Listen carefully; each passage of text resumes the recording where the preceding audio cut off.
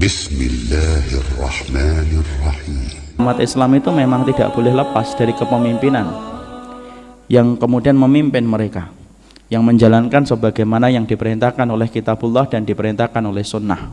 Karena para sahabat, muhajirin dan ansar paham betul tentang kedudukan khilafah, dan khilafah itu menggantikan posisi Nabi untuk mengatur agama dan menyiasati dan mengatur kehidupan dunia dengan agama.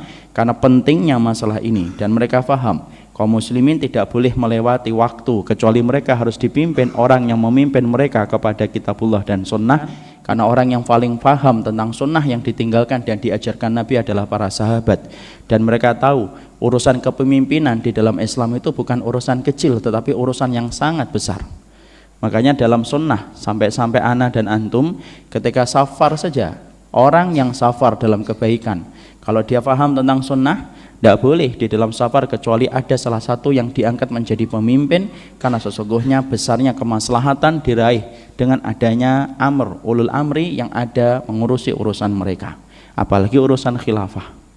Makanya sampai-sampai Imam Mawardi menjelaskan di dalam kitabnya fungsi khilafah, kenapa para sahabat, muhajirin dan ansar sampai kemudian rembukan dulu tentang itu, membicarakan siapa khilafah dan penggantinya Rasulullah. Khilafah itu yang menggantikan, karena sesungguhnya mereka ngerti bahwasanya tujuan di antara khalifah ketika ditetapkan akan menciptakan kemaslahatan untuk mengurus permasalahan yang terjadi di antara kaum muslimin dengan adanya khilafah.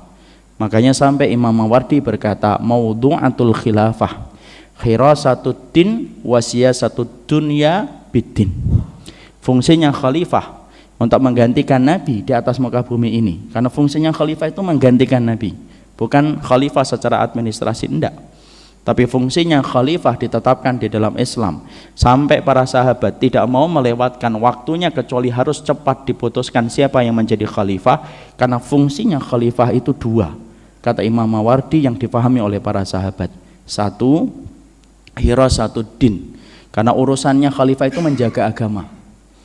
Jadi tujuan atau keutamaan atau kewajiban khalifah itu yang pertama bukan mengenyangkan perut ana dan antum, bukan membuat moneter itu menjadi lebih baik, bukan membuat perekonomian menjadi lancar, dan bukan membuat jalan itu menjadi lancar, enggak. Fungsinya khalifah yang pertama khirasatuddin, menjaga agama, dan itu tidak bisa dilakukan kecuali oleh khalifah. Wasiyasatudd dunya biddin, dan menjaga urusan-urusan agama yang sifatnya tidak disebutkan di dalam din secara khusus, tetapi urusan agama, urusan dunia itu diatur bagaimana sesuai dengan petunjuk yang disampaikan oleh agama dari kitabullah dan sunnah. Itulah fungsinya khalifah. Pada tahun berapa khalifah kaum muslimin yang terakhir itu menaungi kehidupan kaum muslimin, yaitu adalah khilafah Utsmaniyah 1924. Jadi sesungguhnya khilafah yang terakhir itu di mana? Di Turki. Dan akan muncul khilafah kembali yang terakhir kalinya, kalau merujuk kepada apa yang disampaikan Nabi, akan berdiri kembali khilafah alamin hajin nubuwah. Akan kembali munculnya khilafah kelak, sebelum kemudian Allah menegakkan hari kiamat dan menerbitkan matahari dari arah barat.